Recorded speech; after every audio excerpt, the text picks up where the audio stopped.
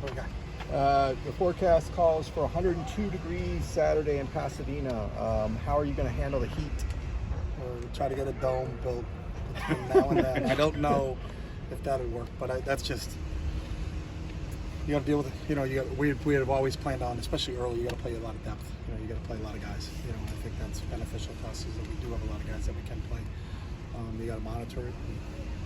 We practice at the time we're going to play, so we're usually on the field at that point in time. It's obviously a little bit cooler here than it is up there, but you can't manufacture that. It's not like we can get reflective mirrors out there and make it a little bit hotter for training sessions today. But the one thing is both teams have to play in the same weather, so they'll be under the same situation that we are. So really the key to it is depth, and our team does a really good job from a hydration standpoint. So we'll see how that goes. You have the cool zones out there, right? Yeah, they'll have them on the sidelines. Yeah. All right.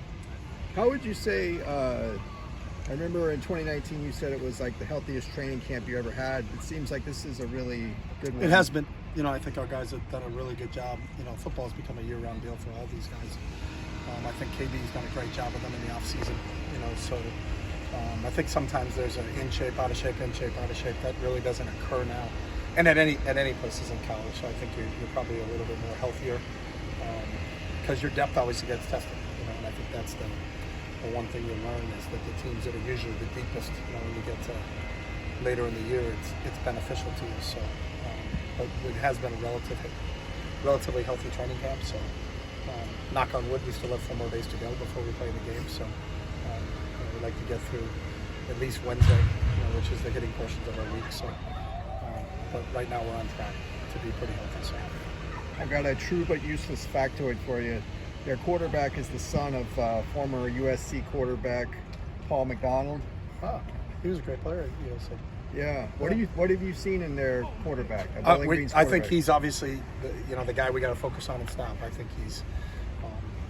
he does a great job, within their system. And Scott's always done a really good job with all the quarterbacks that he's coached in his career. But I think he really, truly understands what they're doing. They're an empty a lot.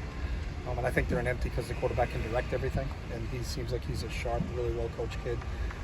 He also makes a lot of plays off script, so when the rush gets home, but he can stay alive. And he's made some really, really big plays. He's got his eyes downfield. He's a lot like Russell Wilson that way. Some guys, when they look to scramble, they look to run.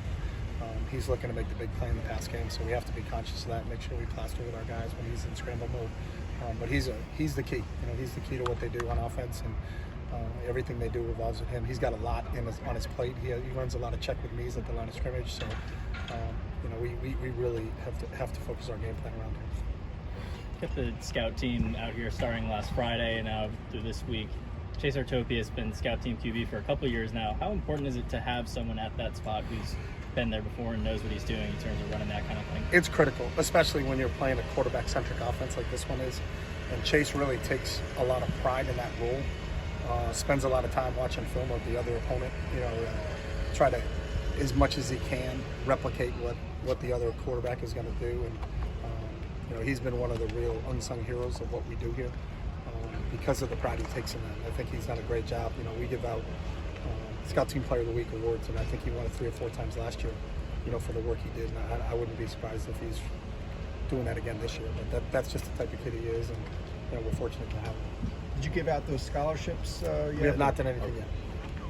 I don't think we spotted Xavier Staples out here. Is he making his way back from something? He's still making his way back from an injury.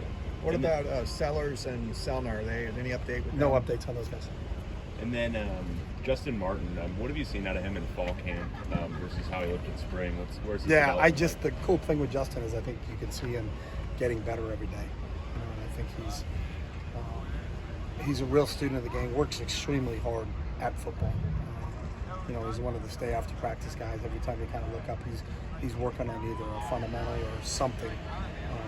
He's always in the film room during the off season and during the film room during camp. He's around this building a lot. Football is really, really important to Justin, and you love that work ethic in him. And you can see him on a daily basis getting better and better and better. And he's got a really bright future here. How is it? How instrumental has it been to have Dorian to kind of show him the way, as he's coming up on his last year? Good question. It's always beneficial when you have an older player at your position that you can kind of learn from. That veteran leadership, and Dorian certainly has provided that for that group. I think it's one of the neat things about that room is that you do have, you know, a fifth-year kid all the way down to a true freshman, you know, and all the classes in between. But it's a really good quarterback room. They really are pulling for each other. They want them to be successful. You can see that when we're, you know, doing 7-on-7. Those guys are good that aren't in are going through the reads and kind of, you know, talking to each other between snaps about what they saw and how they would have played it. And, it's been a really good group, but it's a really cool dynamic to have a fifth-year senior and a true freshman, and have them work that closely together.